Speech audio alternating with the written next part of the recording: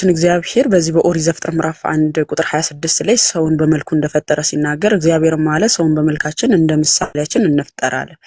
ምንን በመልካችን እንፍጠር አለ? ሰውን እንደ ምሳሌያችን እንፍጠር። እግዚአብሔርም ሰውን በመልኩ ፈጠረ፣ በእግዚአብሔርም መልክ ፈጠረ፣ ወንድና ሴት አድርጎ ፈጠራቸው አለ። ስለዚህ ሴት ልጅ የተፈጠረችው በማን አምሳል ነው? በእግዚአብሔር አርያና ቅድስና ነው የተፈጠረችው ማለት ነው። ሴትም ወንድም በእግዚአብሔር አርያና ቅድስና እንደተፈጠሩ ይናገራል። እንዲሁም ኦሪት ዘፍጥረት ምዕራፍ 5 ቁጥር 1 ላይ ስትመለከቺ ቁጥር 2 ላይ ቁጥር 1 ጀምሮ ስትመለከቺ እግዚአብሔር አዳምን በፈጠረበት ቀን በእግዚአብሔር ምሳሌ ያደረገው ወንድና ሴት አድርጎ ፈጠራቸው፣ ባረካቸው ማለት። ስለዚህ እግዚአብሔር ሴት ልጅ ከወንድ ሳያሳንስ ምን አድርጎ ነው የፈጠራት? በራሱ በአምሳሉ በአርያው አድርጎ ነው የፈጠራት ማለት ነው። የእግዚአብሔር አምሳልና አርያ ሆና የተፈጠረች ናት ሴት። እንዲሁም መጽሐፈ ሲራክ ምዕራፍ 36 ቁጥር 27 ጀምሮ ስትመለከቺ እንዲላል የሴት መልኳ ፊቷን ያበራዋል፣ ከሰው ሁሉ ፍቃድ እሷ ትበልጣለች። የሴት መልኳ ምኗን ያበራዋል? ፊቷን ያበራዋል፣ ከሰው ሁሉ ፍቃድ ማትበልጣለች? እሷ ትበልጣለች። መጽሐፍ ቅዱስ በጣም ልባም ሴቱን እንዴት እንደሚያደንቃት መጽሐፍ ቅዱሳችን ይናገራል። የሴት መልኳ ፊቷን ያበራዋል፣ ከሰው ሁሉ ፍቃድ ደግሞ እሷ እንደምትበልጥ ይናገራል። ወደ እስልምናው ስንመጣ ግን ለምሳሌ ሰሂህ ሙስሊም 1400 ሐዲሶቹን ያዢ ዛህራ ሰሂህ ሙስሊም ይሄው 1400 ኤ ላይ ቡክ 16 ሐዲስ ነምበር 10 ላይ ጃቢር የዘገበው ሐዲስ ነው። የአላህ መልእክተኛ መንገድ ላይ ሴት አዩና ወደ ሚስታቸው ዘይነብ ተመለሱ። ማለትም ነብዩ ወደ መንገድ ሲሄዱ ሴት አዩ መንገድ ላይ ማለት ነው። እናም ወደ ሚስታቸው ተመለሱ። እሷም ቆዳ እየፋቀች ነበር፣ ስራ እየሰራች ነበር ዘይነብ ማለት ነው። ከእርሷም ጋር ተራክቦ ፈጸሙ ግንኙነት ማለት ነው። ከዘይነብ ከፈጸሙ በኋላ ተለይተው ሄደው ወደ ተከታዮች ወደ ሱሐቦቻቸው ሄደው ምን አሉ? መተው እንዲህ አሉ፣ ሴት ልጅ በሰይጣን አካል በመምሰልና በማርጀት ቀዳሚ ናት። ማንኛችሁም መንገድ ላይ ሴት ካያችሁ ወደ ሚስቶቻችሁ ግቡ፣ በልባችሁም በነፍሳችሁም ያለውን ፍላጎት ያስወግዳልና። እንግዲህ በደንብ አስተውይ። ነብዩ መንገድ ላይ ሲሄድ ሴት አየ። ሴት ካየ በኋላ ሌላ ስሜት ተሰማውና ሄዶ ሚስቱ ላይ ያንን ስሜት ካለ በኋላ ጨረሰ በኋላ ምን አለ ለሷሃቦቹ ሄዶ ሴት ልጅ በሰይጣን አካል ትመጣለች፣ በሰይጣን መልክ ትመጣለችና በማርጀት ቀዳሚ ናት እና ሴት ካያችሁ ቶሎ ብላችሁ ወደ ሚስቶቻችሁ ሂዱ። እንግዲህ ሴት ልጅ በሰይጣን መልክ ትመጣለች ብሎ የሚናገረው የትኛው ሃይማኖት ነው ብለን ካለን እስልምና ነው። ለምን? መጽሐፍ ቅዱሳችን ኦሪት ዘፍጥረት ምዕራፍ 1:26 ላይ በእግዚአብሔር መልክ ነው እንጂ የተፈጠረችው በሰይጣን መልክ ናት ተብሎ ስላልተነገረ ማለት ነው። እንዲሁም ሰሒህ ቡኻሪ 2858 ላይ የክፉ ምልክት ናት ይላታል መጽሐፍ ቅዱስ። ሴት ልጅ በረከት ናት፣ የእግዚአብሔር በረከት ናት ሲላል፣ እስልምናው ላይ ስትመለከቱ ግን የክፉ ምልክት ናት ነው የሚለን። ሰሒህ ቡኻሪ 2858 ላይ አብደላህ ቢን ዑመር እንደዘገበው ነብዩ እንዲህ ሲሉ ሰምቻለሁ፣ ክፉ ምልክቶች 3 ነገሮች ናቸው፣ ፈረስ፣ ሴትና ቤት ናቸው አለ። እንግዲህ የክፉ ምልክት ምንድናት? ሴት ናት እያለን ነው። ሴት ልጅ የምን ምልክት ናት? የክፉ ምልክት ናት። መጽሐፍ ቅዱስስ ብለን ስንል መጽሐፈ ምሳሌ ምዕራፍ 18 ቁጥር 22 ላይ ሚስትን ያገኘ በረከት አገኘ፣ ከእግዚአብሔርም ሞገስን ይቀበላል። ሴት ልጅ ምንድናት? በረከት ናት ነው እንጂ የሚለን የክፉ ምልክት ናት አይለንም መጽሐፍ ቅዱስ። ምንድናት? በረከት ናት። ሚስትን ያገኘ በረከትን አገኘ፣ ከእግዚአብሔርም ሞገስን ይቀበላል። ስለዚህ ሴት ልጅ የክፉ ምልክት ሳትሆን የእግዚአብሔር በረከት ናት፣ ሞገስ ናት ብሎ ነው መጽሐፍ ቅዱሳችን የሚነግረን ማለት ነው። እንግዲህ አሁን ሴት ልጅ ምን ያህል ነው ክብር ያላት የሚለውን ነገር ስለጠየቅሽን በጣም ደስ የሚል ጥያቄ ስለሆነ ሴት ማለት ምን ማለት ነው? በመጀመሪያ ደረጃ በመጽሐፍ ቅዱስና በቁርአን እንመልከተው እስቲ። ሴት ማለት መጽሐፍ ቅዱስ ላይ ምንድነው ብሎ የሚነግረን ብለን ስንመለከት በመጽሐፍ ቅዱስና በቁርአን ስናነጻጽረው መጽሐፍ ቅዱስ ላይ መልሱን እናገኘዋለን። ቁርአን ላይ ግን የሴት ልጅን ትርጉም ሲያስቀምጥልን አንመለከትም። ለምሳሌ ኦሪት ዘፍጥረት ምዕራፍ 2 ቁጥር 23 ላይ እንዲላል፣ አዳምም አለ ይህች አጥንቷ ከአጥንቴ ስጋዋም ከስጋዬ ናት፣ እርሷም ከወንድ ተገኝታለችና ሴት ትባላለች። ስለዚህ ሴት ማለት ምን ማለት ነው? አጥንቷ ከአጥንቴ ስጋዋ ከስጋዬ ማለት ነው ማለት ነው። ትርጉሙ ምንድነው? አጥንቷ ከአጥንቴ ስጋዋ ከስጋዬ የሚል ትርጉም ነው ማለት ነው። አዳም ምን አለ? አጥንቷ ከአጥንቴ ስጋዋ ከስጋዬ እርሷ ከወንድ ተገኝታለችና ምን ትባላለ? ሴት ትባለ። ስለዚህ በመጽሐፍ ቅዱስ ሴት ማለት አጥንቷ ከአጥንቴ ስጋዋ ከስጋዬ ማለት ነው። አንቺ ሴት ሲባል የንቀት ንግግር እንዳይመስላችሁ ባይዘው። አንዳንድ ሰው ለንቀት የሚጠቀመው ነው። አንቺ ሴት የሚል ቃል ግን አጥንትሽ ከአጥንቴ ስጋሽ ከስጋዬ የሚል ትርጉም ነው ያለው ማለት ነው። እንዲሁም መጽሐፈ ቀለሜንጦስ ዘሮም ምዕራፍ 4 ቁጥር 2 ላይ ሴት ማለት አለ እግዚአብሔር ሆይ ጤናን ስጥ ማለት ነው። ሴት ማለት ምን ማለት ነው? እግዚአብሔር ሆይ ጤናን ስጥ ማለት ነው። ስለዚህ እግዚአብሔር ሴት ማለት ምን ማለት ነው? ጤናን ስጥ ማለት ነው። አዳምና ሔዋን በንጽህናና በቅድስና ኖረዋል። ስለዚህም እግዚአብሔር ከስሞች ሁሉ እጅግ ከፍ ያለውን ነገር ነው አለ። ሴት ማለት ምን ማለት ነው? እግዚአብሔር ሆይ ጤናን ስጥ ማለት እንደሆነ ይነግረናል። ካዲያ በእስልምና ሴት ማለት ምን ማለት ነው? በክርስትናው ይሄንን ካየን በእስልምናውስ ካዲያ ሴት ማለት ምን ማለት ነው ብለን ስንመለከት እንግዲህ መልሱን አናገኘውም። ቁርአን አንድም ቦታ ሴት የሚለውን ትርጉም ሲተረጉምልን ወይም ሴት ማለት እንዲህ ናት ብሎ ሲያብራራልን አንመለከትም። ሴት ማለትም ምትክ እንደሆነ በዚህ በኦሪት ዘፍጥረት ምዕራፍ 4 ቁጥር 25 ላይ ስትመለከቱ ሴት የሚለውን ኃይለ ቃል ትርጉሙ ምትክ የሚልንም እንደሚሰጥ ኦሪት ዘፍጥረት ምዕራፍ 4 ቁጥር 25 ላይ ቃየል የገደለው አቤል አለ። ቃየል በገደለው በአቤል ፋንታ ለሔዋን የሰጣትን ልጅ ሴት ብላ ነው የሰየመችው። እግዚአብሔር በምትኩ የሰጣትን ልጅ በአቤል ምትክ የሰጣትን ልጅ ምን ብላ ሰየመችው ይለናል። ኦሪት ዘፍጥረት ምዕራፍ 4:25 ላይ ከተመለከታችሁ ሴት አለችው በማለት ነው የሚናገረው ማለት ነው። ስለዚህ ሴት የሚለው ምትክ የሚልን ያስይዛል። እግዚአብሔር ወይ ጤናን ስጥ የሚል ትርጉም አለው። እንዲሁም ደግሞ አጥንቷ ከአጥንቴ ስጋዋ ከስጋዬ የሚል ትርጉም ነው ያለው ማለት ነው። በእስልምናው ስንሄድ ግን ምንም የምናገኝለት ነገር የለም። ምንም ማስረጃ ያለው ነገር የለም። በመጽሐፍ ቅዱሳችን ግን ይሄ ነው ትርጉሙ ማለት ነው። እንዲሁም ኦሪት ዘፍጥረት ምዕራፍ 2 ቁጥር 20 ላይ አዳም ለእንስሳት ሁሉ ከሰማይ ወፎች ሁሉ ለምድር አራዊት ሁሉ ስም አወጣላቸው፣ ነገር ግን አለ ለአዳም እንደርሱ ያለ ረዳት አልተገኘለትም ነበር። እንግዲህ እግዚአብሔር አምላክ ከሰማይ በታች ያሉትን ፍጥረታት ሁሉ ፈጠረና ለአዳም የምትሆን ረዳት ከአዳም እኩል የሆነች ረዳትን ግን አላገኘም። ማለትም ከሰማይ በታች ያሉትን ነገሮች እኮ ፈጥሯል፣ ግን ለአዳም እኩል የምትሆነው ረዳት የምትሆነው ፍጥረትን ግን አላገኘለትም። ስለዚህ ማንም ፈጠረለት? እግዚአብሔር አምላክም በአዳም ከባድ እንቅልፍ ጣለለት፣ አንቀላፋም፣ ከጎኑም አንዲት አጥንት ወስዶ ስፍራውን በስጋ ዘጋው አለ። እንግዲህ ለአዳም እንደርሱ ያለ ረዳት አልተገኘለትም ተብሏል። ስለዚህ ለአዳም እንደርሱ ያለ ረዳት የምትሆን እንደርሱ ያለች ታታሪ የሆነች ብልህ የሆነች እኩያ የምትሆን ሴትን ነው ማለት ነው እግዚአብሔር አምላክ የሰጠው እንጂ አይቶ ተመልክቶ እንደርሱ ያለ ረዳት አልተገኘለትም ነበር ማለት ነው። ስለዚህ ሔዋን ከአዳም እኩል የሆነች ለርሱ የምትመጥነው ሆና የተገኘች ሴት ናት ማለት ነው እንደ መጽሐፍ ቅዱሳችን። በቁርአን ካዲያ ስንሄድ ሴት ልጅ ከሱ እኩል ናት ወይ ነው ወይ የሚለን ስንል ነው። ሴት ልጅ በአንድ ወንድ ፊት ራሱ ለመቅረብ ለምስክርነት ግማሽ ነሽ የሚላት ሃይማኖት ነው የምንመለከተው። ማለት በመጽሐፍ ቅዱስ አንግል ስንመለከት እንደርሱ ያለ ረዳት አልተገኘለትም ተብሎ ለሱ እኩያ ሆና ረዳት ልትሆን የምትችል ሴት ማናት የተገኘችለት? ሔዋን ናት እያለ ነው መጽሐፍ ቅዱስ። ካዲያ ወደ እስልምና ውስጥ ብለን ስንመለከት ከሱ እኩል ለመሆን ሁለት ሆነሽ ነው መቅረብ ያለብሽ፣ ለምስክርነት ብቁ አይደለሽም የሚላት ሃይማኖት ጋር ነው የምንመለከተው።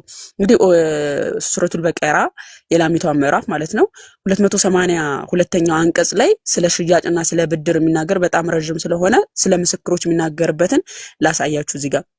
ምስክርነት እንዴት መምጣት እንዳለበት ሁለቱም ወንዶች ባይሆኑ ከምስክሮች ሊሆኑ ከምትወስዷቸው የሆኑ አንድ ወንድና አንደኛዋ ስትረሳ አንደኛይቱ ሌላዋን ታስታውሳን ዘንድ ሁለት ሴቶች ይመስክሩ። እንግዲህ በአንድ ወንድ ላይ ምንድነች የምትመሰክረው? አንደኛዋ ስትረሳ አንደኛዋ እንድታስታውስ ሁለት ሆነው ይመስክሩ። ስለዚህ አንድ ሴት በአንድ ወንድ ላይ መመስከር አትችልም። ምን ሆና ነው የምትቀርበው? ሁለት ሆነው ምን ይበሉ? ይመስክሩ። ሁለት ሆና ነው በአንድ ወንድ ላይ ራሱ ቆማ ለምስክርነት የምትበቃው እያላት ነው። እዚህ ጋር ግን ለሱ እንደርሱ ያለ ረዳት እንደርሱ ያለ እኩያ የሆነች አልተገኘችለትም የተባለችው ማነች?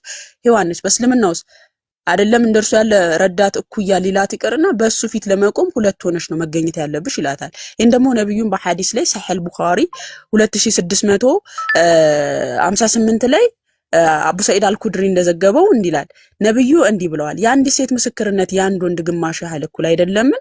ሴቶቹም እንዲህ አሉ። አዎ። እሳቸውም እንዲህ አሉ፣ ይህ የሆነው ከሴቷ አእምሮ ጉድለት የተነሳ ነው።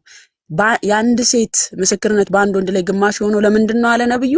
ከሴቷ ከአእምሮ ጉድለት የተነሳ ነው። አእምሮ ጎዶሎ ስለሆነች ነው ይላታል። አንድ ጊዜ ቻርጅ ላርግ፣ የኛው ስልክ ሊዘጋ ስለሆነ ማለት ነው። በጣም ይቅርታ። ከሴቷ የአእምሮ ጉድለት ነው በማለት የአእምሮ ጎዶሎ እንደሆነችና በዚህ በአንድ ወንድ ላይ ምስክርነት የማትቀርበው ብቻዋን ለምንድን ነው አለ? አእምሮ ጉድለት ስላለባት ነው በማለት ነብዩም ሲናገር እንመለከታለን። መጽሐፍ ቅዱስ ላይ ሴት ልጅ አእምሮ ጎዶሎ ነች ሲላት አንመለከትም። ይልቁንም ከእግዚአብሔር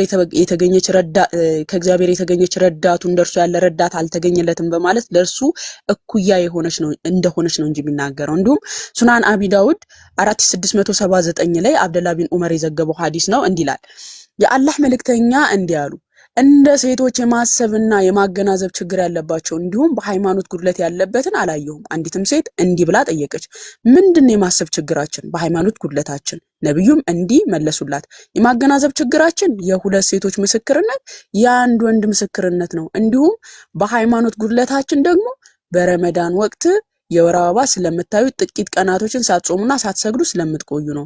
አስተውይ ዛህራ፣ ነብዩ ምን አለ? እንደ ሴት ልጅ የማሰብና የማገናዘብ ችግር ያለባትን አላየሁም አለ። በዘመኑ የነበረች ሴት ተሰምቷት ጠየቀችው፣ ምንድነው የማሰብ ችግራችንና የሃይማኖት ጉድለታችን ብላ ጠየቀችው። ነብዩ ምን ብሎ መለሰላት መሰለሽ?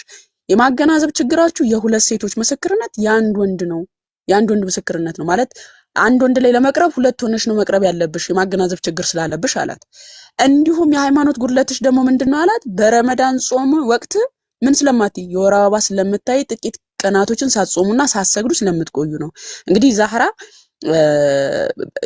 የምልክት እያመጣብኝ ነው፣ ሊዘጋ ይሁን አላውቅም፣ ግን እስከሚል ልቀጥል። ይሰማል ድምጼ? ይሰማል ማማዬ። ዛህራ ግን የእስልምናውን ታውቋለች ብዬ ነው ክርስትና መታብላላት አይሻልም? ዛህራ የእስልምናውን አታውቂውም? እየሰማሁ እኮ እስልምናውን አታውቂውም እንዴ? አንዴ ፈሪሃን አንዴ ሚውት አድርጊ። እዚህ ጋር አሁን አይ እኔ ውሸት ነው ካለችም በኋላ እንሰማታለን ሐሳቧን ማለት ነው። አንድ ጊዜ ግን እኔ ጋር ምልክት እያመጣ ነው፣ ብቻ ግን በራሱ ደቂቃ ያልቃል መሰለኝ። አሁን በደንብ አስተውይ ዛህራ፣ እንደ እስልምና ሴት ልጅ የምታየው የወር አበባ ከአምላክ የተሰጣት ነው እንጂ ተረግማ አይደለም፣ በእርግማን የመጣባት አይደለም ምናምን ብላችሁ ነው የምታምኑት። ነገር ግን በዛ አምላክሽ በሰጠሽ የማንስትሬሽን በምታይ ሰዓት ባለመጾምሽና ባለመጸለይሽ የሃይማኖት ጎዶሎ ነሽ ይለሻል። ይሄው የሃይማኖት ጉድለታችሁ ደግሞ ምንድነው ብሏታል? በረመዳን ወቅት ጾም ስለማትጾሙና ስለማትጸልዩ ነው አላቸው። ኦኬ እሺ፣ አንድ ጊዜ ላገጣጥም። በጣም ይቅርታ፣ የሆነ ምልክት እያመጣብኝ ነው። እንዴት እንደሚል አላውቅም። ደቂቃ ስጨርስ ነው እንደሚያቆመው።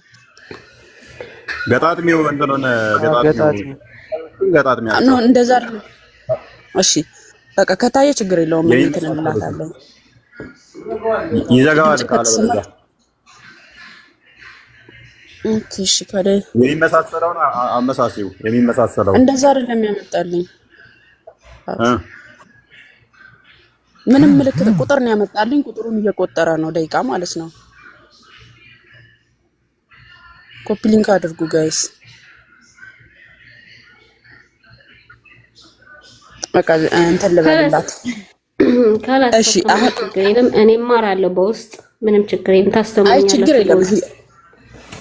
እሺ ላሳይሽና አሁን እዚህ ጋር በደንብ አስተውለሽ ካየሽው ማንስትሬሽን የምናየው በአምላክ የሰጠን ነው እንጂ በእርግማን የመጣብን አይደለም ምናምን ስለሚባል በዛ ነገር ባለመጾምሽና ባለመጸለይሽ ግን ምንድነሽ ይላል የሃይማኖት ጉድለት አለብሽ፣ የማሰብ ችግር አለብሽ እየተባለ ይነገራታል ማለት ነው። መጽሐፍ ቅዱስ ግን ምንድነው እያለ የሚናገረው ብለን ስንመለከት መጽሐፈ ምሳሌ ምዕራፍ 14 ቁጥር 1 ላይ ብልሃተኛ ሴት ቤቷን ትሰራዋለች፣ ሰነፍ ሴት ግን በእጇ ታፈርሰዋለች አለ። ብልሃተኛ ሴት ምንድናት አለ?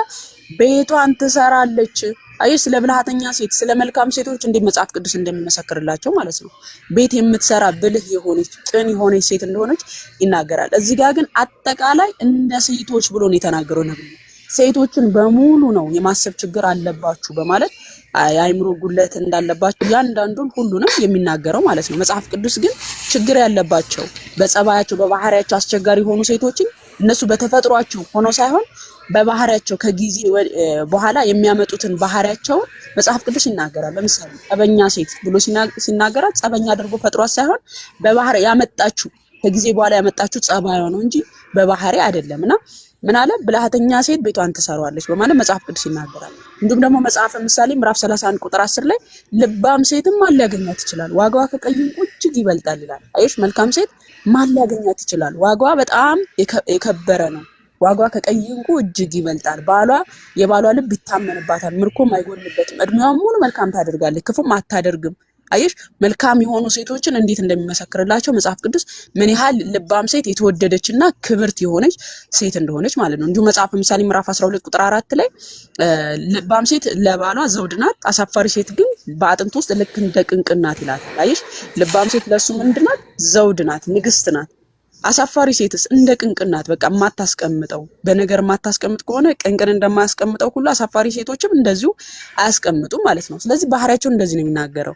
እንዲሁም ኦሪት ዘፍጥረት ምዕራፍ 2 ቁጥር 24 ላይ እንግዲህ ስለ ጋብቻ እንመልከት። ሴት ልጅ የተከበረች ከሆነች እስልምና ወይስ ክርስትና? ድምጽ አለ ከኔ ጋር ግን ከእናንተ ጋር ይሁን አላውቅም። ዛህራ አንቺ ነው ድምጽ?